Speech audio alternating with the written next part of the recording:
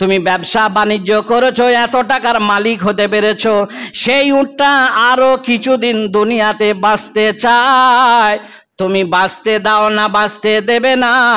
আমি তো বুঝতে পারিনি ওটা এত কষ্ট জমা করে সেই জমাকৃত কথাগুলো আমাকে বলবো বলে এসেছিল, কিন্তু উটের মুখে তো ভাষা নাই, তাই তার চোখের পানি দিয়ে আমাকে বোঝাতে চাইলো, ওগো নবীজি আর পাপ নিয়ে বোঝা নিয়ে যখন বহন করতে পারবে না, ছোটাছুটি দরাদরি করবে, তা প্রত্যেকটা নবী বলবে আজকের দিনে সম্ভব হলে হতে পারে আল্লাহর কাছে সুপারিশের দায়িত্বটা ওনার উপর পড়তে পারে, তবে চলে যাও বিশ্ব নবীর কাছে। সবাই গিয়ে দেখবো উনি সেজদা দিয়ে আছেন, সেজদা দিয়ে আছেন, এমন তো অবস্থায় পেছনে সব ভিড়। সালাম ফেরার পরে তখন বললেন, ওগো নবী আমরা আজ বিপদে পড়েছি, একটু আমাদের জন্য মহান আল্লাহর কাছে একটু সুপারিশ করে দেন, একটু সুপারিশ করে দেন। সেই নবী মুহাম্মদ রাসূলুল্লাহ সাল্লাল্লাহু আলাইহি সাল্লাম তখন একবার উম্মতের দিকে তাকাবে আর একবার আল্লাহর কুরসির দিকে তাকাবে। কোন দিকে? একবার উম্মতের দিকে, তাদের দৃশ্যটা, তাদের আর্তনাদটা দেখবে, আর এদিকে কুরসির দিকে, মানে আল্লাহ যেখানে বৈঠক, যেখানে বসে আছেন সেই কুরসির দিকে লক্ষ্য করবে। আল্লাহ কি বলবে, উম্মতের এই আর্তনাদ, আল্লাহ কি বলবে, আমাকে কি পারমিশন দেবে। আল্লাহ তখন এরকম ইশারা করবে, ওদেরকে জান্নাতে দিয়ে দাও, ওদেরকে ধরে ধরে সব জান্নাতে বারান্দায় বসিয়ে দিয়েছো। এইবার নবী মুহাম্মদ সাল্লাম আমাদেরকে জান্নাতে বারান্দায় বসিয়ে দিয়ে আসবে। কেন? আমরা সেই নবীর উম্মত বলে, আমরা সেই নবীর উম্মত, যার কারণে আমাদের উপরে পারমিশন পেয়ে যাবে আল্লাহর কাছে যে ওই তোমার উম্মত গুলাকে ধরে ধরে জান্নাতে বারান্দায় বসিয়ে দিয়েছো। এবার কাকে বসিয়ে দেবে? আমরা তো খুশিতে আটখানা হয়ে গেলাম। আমাদের নবী এত দয়ার নবী, এত মায়ার নবী, এত দয়ার সাগর তিনি, সুবহানাল্লাহ। আমরা তো চোখে দেখিনি। দেখেন নবীকে কারা চিনেছিল সেই কথাগুলো আজকে বলবো। নবীকে চিনেছিল কারা? একটা হলো জড় পদার্থ, আর একটা হচ্ছে জীব। এরা চিনেছিল, যার জীবন আছে, যেমন আমাদের জীবন আছে, একটা উট তার জীবন আছে, একটা গরু তার জীবন আছে, একটা গাছের জীবন আছে, কিন্তু গাছটা কেটে যখন জড় পদার্থ হয়ে যায় সেই শুকনো খাজুর গাছ পর্যন্ত নবীকে চিনেছিল। সে কথা আপনাদেরকে বলবো। যখন নবী হননি, আল্লাহর নবী মুহাম্মদ রাসূলুল্লাহ সাল্লাল্লাহু আলাইহি সাল্লাম, খুব মনোযোগ দিয়ে শুনবেন, আমরা তো নবীকে এখনো চিনতে পারিনি, এখনো পর্যন্ত চিনতে পারিনি। নবীকে যদি আমরা চিনতাম তাহলে এই গাঁটের নিচে কাপড় জীবনেও নামতো না। নামতো? গাঁটের নিচে পুরুষ মানুষের কাপড় নামতো না। আমরা যদি নবীকে চিনতাম, একটা মহিলারও গাঁটের ওপরে কাপড় উঠতো না, একটা মহিলারও চুল খোলা অবস্থায় রাস্তায় বাইর হতো না, একটা মহিলারও তার কণ্ঠস্বরটা বাইরের মানুষ শুনতো না, যদি আমরা নবীকে চিনতাম। নবীকে চিনেছি? চিনি নাই। নবীকে কারা চিনেছে, কিভাবে চিনেছিল দেখেন। যখন শিশু ছিলেন, শিশুকালের বয়স মানে আপনার আমার সবার মনে পড়ে? মনে পড়ে না। কি করেছিলেন?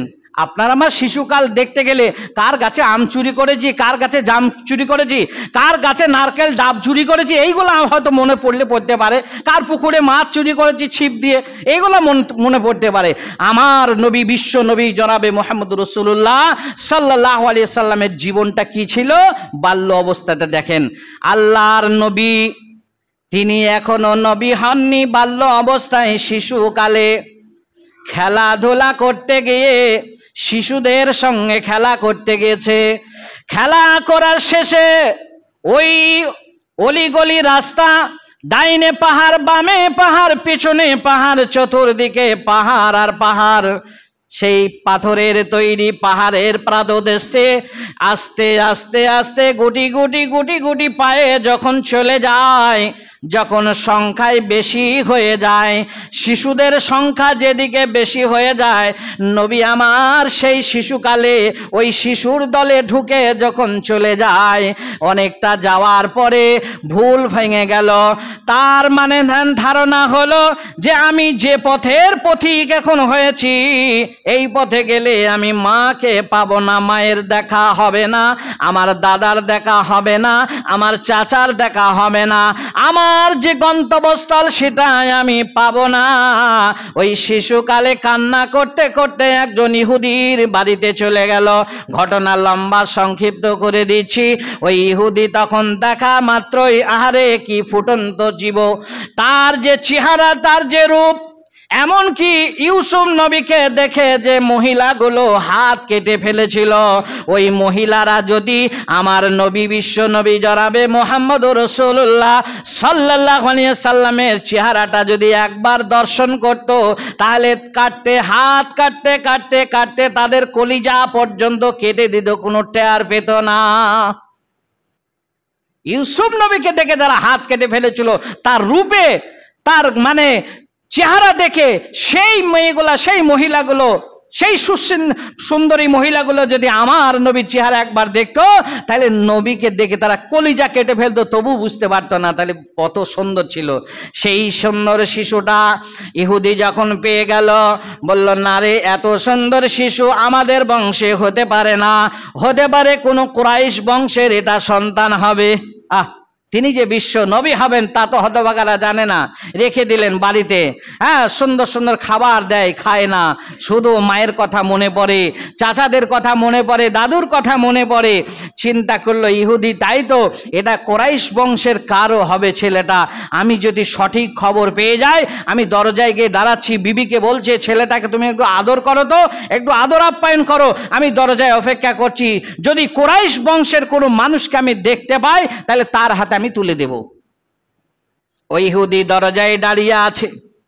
এমতো অবস্থায় উটের ওপরে সওয়ারি হয়ে যে ব্যক্তিটা ফার্স্টে আসছিল, তিনি অন্য কেউ নয়, জানে না, বিশ্ব নবী আমার জানতেন না, আর ওই আবু জাহেলও জানত না। আবু জাহেল সম্পর্কে চাচা নয়, মানে আপন বাবা, আপন আব্বার ভাই নয়, বংশগতভাবে চাচা ছিল। যেমন আমি যে পাড়ায় বাস করছি, ওই পাড়ায় বৃদ্ধ মানুষগুলা যেমন আমার চাচা, ওইভাবে তিনি চাচা ছিলেন, অর্থাৎ আল্লাহর নবী চাচা, ওই রকম চাচা। চাচা বলছি মানে কথাটা বোঝানোর জন্য বলছি আপনাকে, ওই রকম চাচা। এইবার ওই উঠের ওপরে সওয়ারি হয়ে যখন আসছিল, ওই ইহুদি তখন হাত উঠিয়ে দাঁড় করিয়ে বললেন, আমার বাড়িতে একটা ছোট্ট শিশু আছে, ওই শিশুটা আমার ধারণা, আমার মনে হচ্ছে যেন আপনার কোরাইশ বংশের এই শিশু হতে পারে। এত সুন্দর শিশু অন্য জাতে হতে পারে না, অন্য বংশের অন্য গোষ্ঠীর হতে পারে না। বলল, আমি তোমার সামনে ওয়াদা দিচ্ছি, আবু জাহেল বলছি, আমি তোমাকে ওয়াদা দিলাম, শিশুটা যদি আমি চিনতে পারি, তাহলে আমি ওর মায়ের কাছে পৌঁছিয়ে দেবো, একবার নিয়ে এসো শিশুটা। যখন হাত ধরে নিয়ে আসে, যার হাত ধরে নিয়ে আসেন, আহারে চাঁদের মতো চেহারা, অন্ধকার রাত্রি যেখানে আলো লাগে না, সেই রকম একটা চেহারাবান একটা ছেলের হাত ধরে গুটি গুটি গুটি গুটি পায়ে নিয়ে আসলো। দরজার কাছে আনার পরে আবু জাহেল দেখা মাত্রে বলছে, এরে আমার এই ভাতিজা, এটা, এর নাম মুহাম্মদ, এর বাবার নাম আব্দুল্লাহ, মায়ের নাম আমিনা, দাদার নাম আব্দুল মুত্তালিব, এ তো আমারই ভাতিজা, অন্য কেউ নয়। তবে দাও, আমি ওয়াদা যখন করেছি, ওর মায়ের কাছে আমি পৌঁছিয়ে দেব, তারপরে আমি কাজে যাব। আবু জাহেল যখন ঘুমোই উঠের ওপরে বসে, যে কথাটা এবার শুনবেন, নবীকে চিনেছিল কিভাবে। উঠের ওপরে যখন আবু জাহেল উঠেছে, আর পেছনে তখন আপনারা যেমন মোটর সাইকেল চালান, ছোট্ট শিশুকে পেছনে নিয়ে কোমর দিয়ে একটা গামছা দিয়ে বেঁধে নেন, শিশুটা পড়ে যাবে বলে, ওইভাবে শিশুটাকে পেছনে বসিয়ে নিয়ে এইবার বাম হাতে লাগামটা টান দিয়েছে। যখনই লাগামটা হাত দিয়ে একটু টান দিয়েছে, ওই উটটা সামনেকার পা দুটি এমন ভাবে জমিনে দাঁড় করিয়ে দিল যে জান কবজ, আমার জীবন চলে যাবে, তবু আমি অতক্ষণ পর্যন্ত আমি উঠে চলবো না সামনে, যতক্ষণ পর্যন্ত ওই শিশুটা আবু জাহেলের পেছনে থাকবে। সুবহানাল্লাহ। সে কি করে চিনল গো? সে তো মানুষ নয়, সে তো জ্যোতিষী নয়, চিনল কেমন করে? চিনাচ্ছে কে? আল্লাহ। সে আল্লাহ চিনিয়ে দিল। এইবার আবু জাহেল ভাবলো উটটা হয়তো অসুস্থ হয়েছে, হয়তো রাগান্বিত হয়েছে, আমি যে পথে এসেছি সে পথে এখন যাব না বলে রাগে রাগে হয়তো যাচ্ছে না। লাগামটা টান দিয়ে যখনই চাবুকের আঘাত করেছে, একাধিক চাবুকের আঘাত যখন করা হলো, ওই মানে উটটার দুই চোখের কোনা দিয়ে টপ টপ করে পানি নির্গত হলো।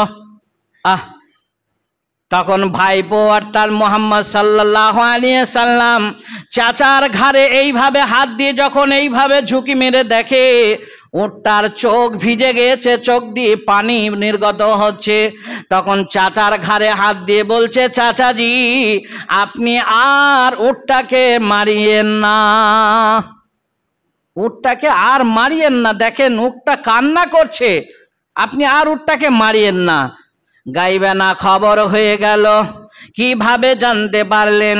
আবু জেহেল রে, তুই যাকে পেছনে বসিয়েছিস তিনি সাধারণ ঘরের ছেলে নয়, সাধারণ মানুষ হবে না, ও একজন ইমামুল আম্বিয়া খাতিমুন নবীন, নবী মুহাম্মদুর রাসূলুল্লাহ সাল্লাল্লাহু আলাইহি সাল্লাম, বিশ্ব নবী, বিশ্বগুরু।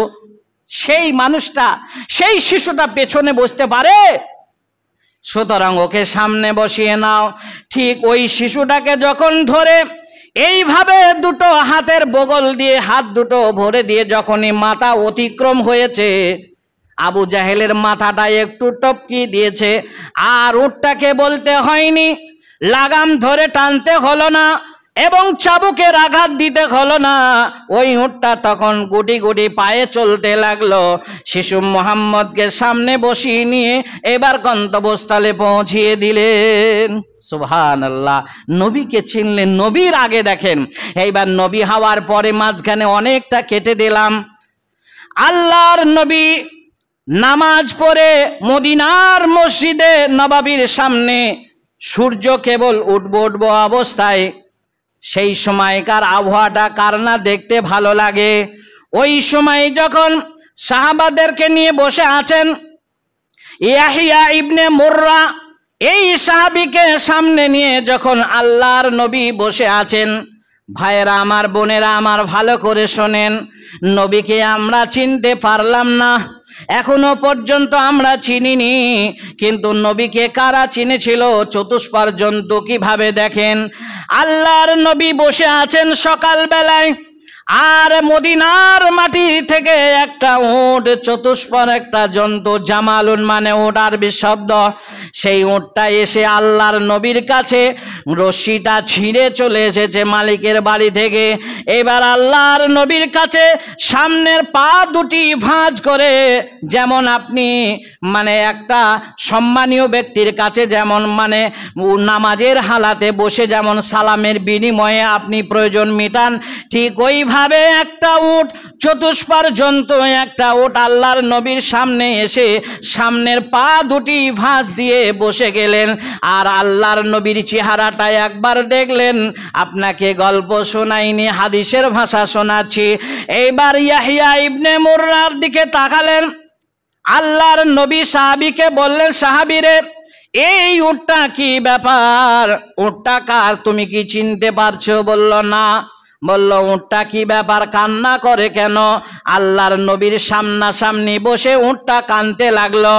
এত কান্নাকাটি করছে যেমন একটা শিশু বাচ্চা, একটা ছোট ছেলে মায়ের কাছে যেমন দাবি রাখে, মা আমি একটা বরফ খাবো, আমাকে 10টা টাকা দাও, মা আমার ফুচকা এসেছে 10টা টাকা দাও খাবো।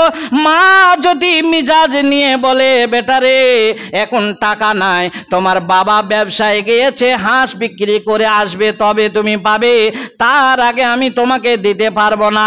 ওই ছেলেটা যেমন মাটিতে গড়াগড়ি দিয়ে কান্না করে, ঠিক ওইভাবে উটটা আল্লাহর নবীর সামনাসামনি বসে অঝর নয়নে কান্না করছেন, আর চোখ দিয়ে এত পরিমাণ পানি আসে, মনে হচ্ছে আপনি আমি যেমন বোতলে ধরে ঢক ঢক করে পানি পান করি, ওইভাবে উটের দুটি চোখ দিয়ে ঝরঝর করে পানি নির্গত হচ্ছে। ইয়াহিয়া ইবনে মুররা রে, তুমি আমার কাছে এসো, এই উটটা নিশ্চয় ওর মালিক এর সঙ্গে কোনো খারাপ ব্যবহার করেছে, তুমি খবর নিয়ে দেখো মদিনার মাটিতে। এবার মদিনার মাটিতে ইয়াহিয়া ইবনে মুররা চলে গেলেন।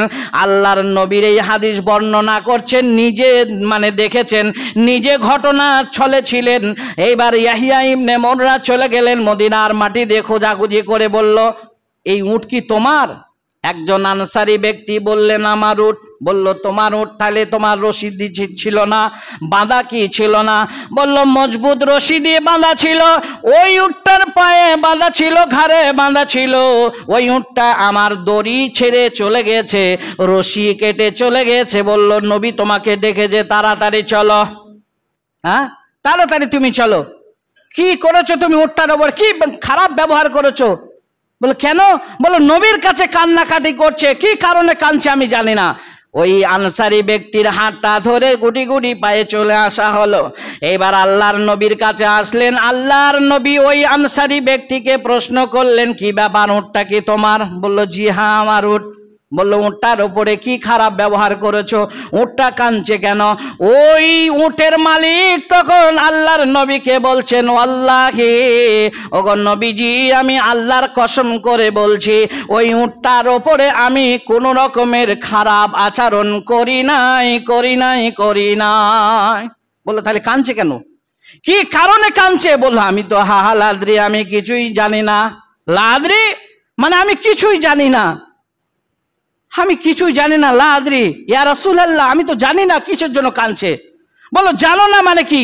তোমার উট তোমার বাড়ি থেকে রশি ছিঁড়ে আমার কাছে চলে এসেছে, আমার কাছে এসে পা ভাঁজ করে বসে কান্নাকাটি করছে, আর তুমি কিছুই জানো না? তা বলি, ইয়া রাসূলুল্লাহ, আল্লাহি, আল্লাহর কসম, লাদ্রি, আমি জানি না কি কারণে কান্না করছে। তবে একটা ঘটনার পেছনে আছে, যদি আপনি শুনতে চান আমি বলবো। বলো, সেই ঘটনাটাই আগে বলো, শুনি আমি। ঘুমাচ্ছেন আপনারা? ঘুমান। কবর গিয়ে শুতে পাবেন না, ঘুমিলেন। নবী চিনার কথা বলছি আর আপনারা ঘুমাচ্ছেন। হায় রে, ঝিমুনি রোগ কবে থেকে যাবে আমি বুঝতে পারি না। ঘটনাটা কি আছে বলো তো দেখি। আল্লাহর নবী শুনতে চাইলেন। বলো, গো নবীজি, এই উটটাকে আমি যুবক বয়সে কিনে এনেছিলাম বাজার থেকে, মদিনার বাজার থেকে। আমি পয়সার বিনিময়ে আমি উটটাকে ক্রয় করেছিলাম যুবক বয়সে। আমি চাষি মানুষ, আমি ব্যবসায়িক মানুষ। এই উটটাই ছিল আমার যানবাহন। আমি যত বোঝা দিয়েছি, যত ভারী মাল ওর ওপরে চাপিয়েছি, সঙ্গে না গেলেও উটটা আমার এত ভালো কথা শুনতো, এত ভালো আমার উট, যে এর প্রশংসা আমি শেষ করতে পারবো না। ওর ওপরে যে পরিমাণ আমি মাল দিতাম, বহন করে আমার বাড়িতে পৌঁছিয়ে দিত। তবে এখন আর পারে না। যতটা মাল বহন করত, উটটা বয়স হয়ে গেছে। ওই উটটা যুবক বয়সে যেমন কাজ করত, যেমন মাল আমার বহন করত, সেই মাল এখন আর বহন করতে পারে না। এখন বয়স হয়ে গেছে, তাই আমাদের ফ্যামিলিগতভাবে বিবি বাল বাচ্চা সকলকে নিয়ে আমরা একটা আলোচনা করলাম, কি করা যায়। এই বৃদ্ধ উটটাকে, বয়স্ক উটটাকে কেউ তো ক্রয় করবে না, কারো তো প্রয়োজন মিটবে না। তাহলে আমার যখন প্রয়োজন মিটছে না, আর অন্য ভাইয়েরও প্রয়োজন মিটবে না, তাহলে এখন আমরা কি করব? বলল, তাহলে ওকে নহর করে নাও, মানে ওকে জবা করে মাংসটা আমরা সবাই বন্টন করে নেব। গতকালকের আলোচনা এটা। তার মানে আমরা গতকালকে ফ্যামিলিগতভাবে ভাই ভাতিজা নিয়ে, বিবি বাল বাচ্চা নিয়ে আমরা গতকালকে আলোচনা করেছি। উটটা সামনেও নয়, উট বাঁধা আছে উটের জায়গায়, আর আমরা ঘরের ভেতরে বসে, আমাদের বৈঠকখানায় বসে আমরা এটা মাশওয়ারা করেছি যে উটটাকে জবাই করে আমরা সবাই বন্টন করে নেব, মাংস খেয়ে নেব। কেননা বিক্রি হবে না, আর বিক্রি করতেই বা যাবো কি করে? এ দুর্বল হয়ে গেছে, বয়স হয়ে গেছে, আর অন্য কারো প্রয়োজন মিটবে না। আমরা এইটা আলোচনা করেছিলাম। আল্লাহর নবী তখন ঝরঝর করে কেঁদে ফেললেন, আহারে, যে উটটাকে তুমি যুবক বয়সে এতটা তোমার উপকৃত হয়েছে, এতটা লাভবান হয়েছো, কিছুদিন দুনিয়াতে বাঁচতে চাই, আমাকে বাঁচার জন্য আপনি রাস্তা বার করে দেন। নবী আমার এটা বোঝার পরে ওই ব্যক্তিকে, তখন ওই আনসারি ব্যক্তিকে বললেন, শোনো রে ভাই, তোমাকে দুটি রাস্তা আমি দেখিয়ে দিচ্ছি। উটটার ব্যাপারে তোমাকে দুটি রাস্তায় আমি দেখাতে চাই। নাম্বার 1 হলো ওই উটটাকে তুমি করো কি, আমাকে দান করে দাও। নবী মুহাম্মদ সাল্লাল্লাহু আলাইহি ওয়াসাল্লাম বলছেন উটটা আমাকে তুমি দান করে দাও।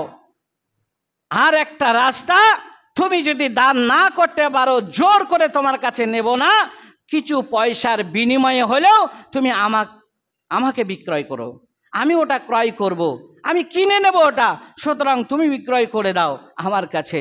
হ্যাঁ, ওই আনসারী ব্যক্তি তখন নবী মুহাম্মদুর রাসূলুল্লাহ সাল্লাল্লাহু আলাইহি ওয়াসাল্লামের এই কথাটা শোনার পরে তিনিও কাঁদতে শুরু করলেন। আহারে, উট যে এই রকম, তার ভেতরের সমস্ত বিষয়টা নবী মুহাম্মদুর রাসূলুল্লাহ সাল্লাল্লাহু আলাইহি ওয়াসাল্লামকে চোখের পানি দিয়ে বোঝাতে চাইবে, এটা তো আমি জীবনে ভাবতে পারিনি।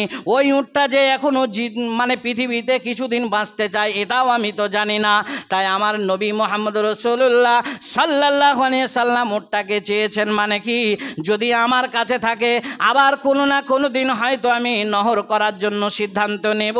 ওই জন্য নবী আমার ওপরে পূর্ণ ভরসা না করে ওই উটটার ওপরে ভরসা করে নবী আমার কিনতে চায়। কিন্তু আমি যুবক বয়সে ওই উটটার দ্বারাই যতটা মুনাফা লুটেছি, যতটা লাভবান হয়েছি, যতটা ধনী মানুষ হয়েছি, আজকে যদি উটটাকে আমি ফিরি দিয়ে দিই আমার বিশ্ব নবী জনাবে মুহাম্মদ রাসূলুল্লাহ সাল্লাল্লাহু আলাইহি সাল্লামকে যদি দিতে পারি, তাহলে আমি নিজেকে ধন্য ভাবছি, আমি নিজেকে ভাগ্যবান ভেবে নিচ্ছি। আল্লাহর নবীকে বললেন, ওগো নবীজি, আপনি দুটো সিদ্ধান্তের ভেতরে প্রথম যেটা বলেছেন আমি মেনে নিলাম, আমি দ্বিতীয়টা মানতে পারলাম না। আপনাকে আমি কিছু টাকার বিনিময়ে আমি বিক্রয় করতে রাজি নয়। আমি আপনার সামনে ওয়াদা দিয়ে দিলাম, এই উটটার অধিকার আমি আজকে উঠিয়ে নিলাম, তার মানে উটটা আমি আপনাকে ফ্রিতে দিয়ে দিলাম। মাথার ঘটনাটা আর বলবো না, কেন মাথার ঘটনা বলতে গেলে জড় পদার্থ কথাটা বলতে পারবো না। আল্লাহর নবী জনাবে মুহাম্মদুর রাসূলুল্লাহ সাল্লাল্লাহু আলাইহি সাল্লাম তিনি কত নিখুঁত মানুষ ছিলেন, দয়ার সাগর ছিলেন, কত বড় দয়ার মানুষ ছিলেন। একবার আপনি ভেবে দেখুন যে নবীর উম্মত হওয়ার জন্য সাধারণ মানুষ তো দূরের কথা, হযরত আদম থেকে নিয়ে ঈসা আলাইহিস সালাম পর্যন্ত প্রত্যেকটা নবী রাসূল পর্যন্ত আফসোস করবে, আমরা নবী না হয়ে যদি শেষ নবীর যদি উম্মত হিসাবে পৃথিবী থেকে বিদায় নিতে পারতাম, ভাগ্যবান হয়ে যেতাম। সেই নবীর উম্মত আমরা এখনো নবীকে চিনতে পারলাম না। বন্ধুরে আমার, যে জায়গাটা দাঁড়িয়ে আমি বক্তব্য রাখছি এইটার নাম হলো মেম্বার। আল্লাহর নবীর যুগে প্রথম দিকের কথা বলছি, 3টে দিক আছে, প্রথম, দ্বিতীয় এবং তৃতীয়। তবে 63 বছর বয়সে জিন্দিগিতে 3টে দিকের ভেতরে প্রথম দিক যেটা, সেটা এরকম মেম্বার ছিল না। তিনি বক্তব্য রাখতেন একটা সমতল জায়গায়, পেছনে একটা ছিল খাজুর গাছের কাণ্ড, একটা শুকনো খাজুর গাছের কিছু অংশ, সেই অংশটা ওখানে পেছনে থাকতো। আমার নবী জনাবে মুহাম্মদুর রাসূলুল্লাহ সাল্লাল্লাহু আলাইহি সাল্লাম এরকম সামনে একটা লাঠি ব্যবহার করতেন, আর ক্লান্ত হলে ওই খাজুর গাছের কাণ্ডটায় তিনি ট্যাক লাগাতেন, মানে একটু ঠ্যাস দিতেন, গোটা বডিটাকে তার দিকে হেলিয়ে দিতেন। এই অবস্থায় তিনি বক্তব্য রাখতেন। দীর্ঘ সময় বক্তব্য রাখার পরে সাহাবায়ে কেরামরা যখন সিদ্ধান্ত নিলেন যে আপনার জন্য একটা ভালো আমরা মেম্বারের ব্যবস্থা নিচ্ছি, আল্লাহর নবী যখন অনুমতি দিলেন, এতক্ষণ তো জীবের কথা বললাম, এবার জড় পদার্থ কিভাবে আল্লাহর নবীকে চিনেছিলেন আপনাকে সেটা বলতে চাচ্ছি। এই যখন মেম্বার নবীর কথা মোতাবেক যখন তৈরি হয়ে গেল, 3 কাঠের 3টে ধাপের মেম্বারের আবার ইতিহাস আলাদা আছে, তাই এটা আমি আজকে বলছি না। এই 3 কাঠের মেম্বার তৈরি হয়ে গেল, আর ওই খাজুর গাছের কাণ্ডটা মসজিদে নবাবির ভেতরে, যেমন আপনারা মাইকের ঘরটা করেছেন, যে জায়গাটা আমি আপনাদেরকে বোঝানোর জন্য বলছি, সাকরগাছার ভাই বোনদেরকে আমি সকলকে বলছি, ওই যে মাইকের ঘরটা যে জায়গাটা করেছেন, ওই খাজুর গাছের কাণ্ডটা ওইখানে রেখে দিয়েছেন আল্লাহর নবী। রাখার পরে সাহাবাদের তৈরি ওই 3 কাঠের মেম্বারে দাঁড়িয়ে এইবার শুরু করেছেন কফ ওয়াল কোরআনিল মাজিদ। এইভাবে যখন শুরু করেছেন, ওই মানে মরা খাজুর গাছের কাণ্ডটা ঠিক শিশুর মতো, যেমন শিশুকে কিছু দিতে গেলে তার প্রয়োজন না মিটালে যে সে যেমন কাদা ধোলাই মানে না, যত পরিষ্কার পরিচ্ছন্ন জামা থাক না কেন, বাপের কাছে যখন প্রয়োজন মেটে না, মায়ের কাছেও মেটে না, নানা নানির কাছে যখন মেটে না, ওই ছেলেটা যেমন করুণ সুরে কান্না করে, ঠিক ওইভাবে মানে ওই মরা খাজুর গাছের কাণ্ডটা মদিনার ওই মসজিদে এক প্রান্তে ছিল। ওই খাজুর গাছের কাণ্ডটা শিশুর মতো যখন ফুপিয়ে ফুপিয়ে কান্না করতে লাগলো, কোনো মুসল্লি কোনো সাহাবা বুঝতে পারলো না। কিন্তু আমার আপনার নবী, বিশ্বের বিশ্ব নবী জনাবে মুহাম্মদুর রাসূলুল্লাহ সাল্লাল্লাহু আলাইহি সাল্লাম, তিনি কারো কষ্ট তিনি সহ্য করতেন না, কারো কষ্ট দেখে তিনি স্থির থাকতে পারতেন না। তাই একটা মরা খাজুর গাছের কাণ্ডর উপরে কান্না আওয়াজ যখন ভেসে আসে, দুনিয়ার কোনো মানুষ কেউ বুঝতে পারুক আর না পারুক, আমার আপনার নবী, বিশ্বের বিশ্ব নবী জনাবে মুহাম্মদুর রাসূলুল্লাহ সাল্লাল্লাহু আলাইহি সাল্লাম, তিনি বুঝতে পেরেছেন ওই কাঠের মেম্বারটা যাকে আমি দাঁড়িয়ে মানে খুতবার স্থানে ব্যবহার করেছিলাম, ওই কান্না করছে কেউ নাই। নবী আমার ওই দিনকে লম্বা চওড়া বক্তব্য রাখতে পারলেন না। ভাইয়েরা আমার, বোনেরা আমার, বক্তব্য শেষ হতে না হতে ওই বক্তব্য শেষে তিনি করলেন কি, ওই খাজুর গাছের মরা খাজুর গাছের কাণ্ডটার কাছে চলে গেলেন। যেমন একটা শিশু রাস্তায় কানলে, আপনার কেউ হোক আর না হোক, যখন গাড়ি ঘোড়া আসবে আসা দেখে ওই শিশুটাকে উঠিয়ে যেমন আপনি মাথায় হাত বুলিয়ে দেবেন, কান্না মুছে দেবেন, ঠিক ওইভাবে ওই শিশুর কান্না মোছার মতন আল্লাহর নবী আমার মদিনার ওই প্রান্তে চলে গেলেন। ওই মরা খাজুর গাছের কাণ্ডটার ওপরে ঠিক মানে পবিত্র হাত যখন রেখে দিয়ে এইভাবে বাচ্চা ছেলের মাথায় যেভাবে হাত বুলিয়ে দেয়, ওইভাবে নবী আমার ওই মরা খাজুর গাছের ওপরে হাতটা বুলিয়ে দিয়ে বললে, চুপ করো, তুমি চুপ করো।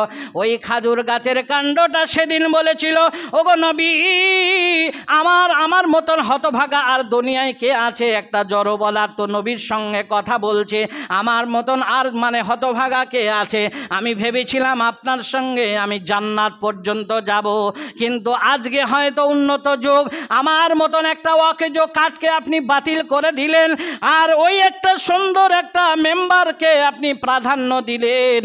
আপনি পূর্বের ইতিহাসকে ভুলে গেলেন, পূর্বের কথাকে আপনি মুছে দিতে চাইলেন, কিন্তু আমার কলিজাটা ফেটে যায়, আপনার সংস্পর্শে আমি থাকতে চাই। কে বলছেন গো?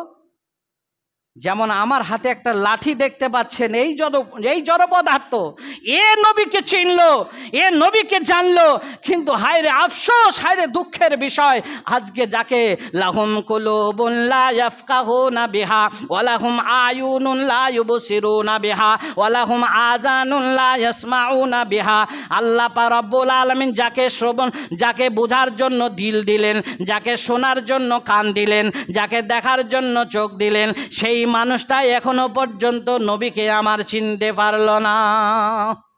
এখনো পর্যন্ত নবীকে আমার চিনতে পারলো না।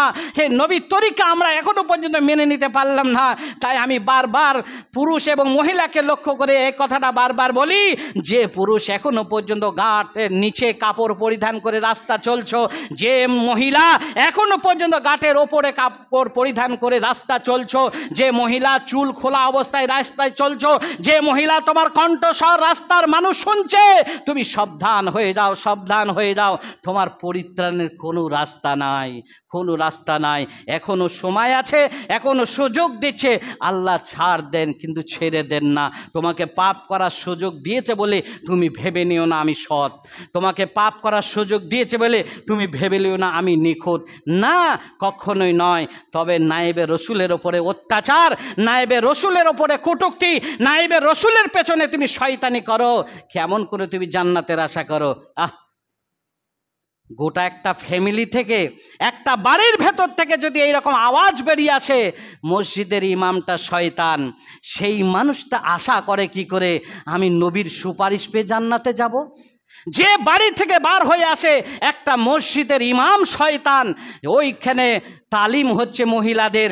আগো আমাদের ইমাম সাহেব তালিম করছে, আজকে সুযোগ পেলে একটু শুনতে যাও। যে বাড়ি থেকে আওয়াজ বেরিয়ে আসে, যে জাফরের বাড়িতে তালিম হচ্ছে, একটা শয়তান তালিম করছে, কেউ যেও না। সেই লোকটা আশা করে কি করে নবীর আমি উম্মত। ইন্নামা ইয়াখশাল্লাহা মিন ইবাদিহিল উলামা, ইন্নামা ইয়াখশাল্লাহা মিন ইবাদিহিল উলামা।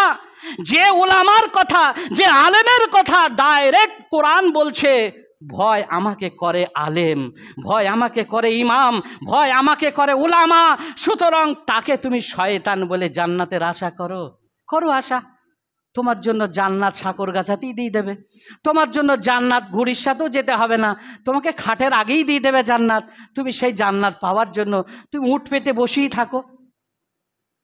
তাই আমি আপনাদেরকে করজোরে আবার অনুরোধ করছি, যারা এখনো বেনামাজি অবস্থায়, এখনো মিথ্যা আর চুগলামির ভেতরে যারা এখনো পড়ে আছেন, সুযোগ দিচ্ছে আল্লাহ, সংশোধন হয়ে যান, পরিবর্তন হয়ে যান। আল্লাহ আপনার আমার সকলের ইহকাল এবং পরকাল আলোময় করুক। কি দোয়া বললাম, আমিন বললেন না? আল্লাহ যেন আমাদের প্রত্যেকে 5 ওয়াক্ত নামাজি হিসাবে কবুল করে নিক। আল্লাহ এক ফার্স্টে আমাদেরকে হিদায়েত নসিব করো, ইহদিনা সিরাতাল মুস্তাকিম পথে আমরা চলতে পারি, সেই রকম মানসিকতা প্রত্যেকের অন্তরে তুমি জাগা দাও। আল্লাহ, যারা এখনো পুঙ্খানুপুঙ্খভাবে কোরআন হাদিসকে মানতে পারেনি, মানার মানসিকতা তুমি আমাদের ভেতরে তৈরি করে দাও। আল্লাহ, কখন চলে যাব, ঘড়ির কাঁটা ঘুরতে ঘুরতে কখন যে ব্যাটারি শেষ হয়ে যাবে, এ আমাদের ইলমাত নেই, এই জ্ঞান আমাদের নেই। ওমা উতিতুম মিনাল ইলম ইল্লা কলিল, এই সামান্য থেকে সামান্যতম জ্ঞান থেকে ওটা আমরা বুঝতে পারবো না। আল্লাহ, সেই ঘড়ির কাঁটা বন্ধ হওয়ার আগে তুমি আমাদেরকে পুত পবিত্র করে দাও, আমাদেরকে সঠিক মানুষ হিসাবে তুমি কবুল করে নাও, সঠিক মানুষ হিসাবে তুমি কবুল করে নাও, এবং আমাদের মৃত্যু অতক্ষণ ঘটিও না। আমি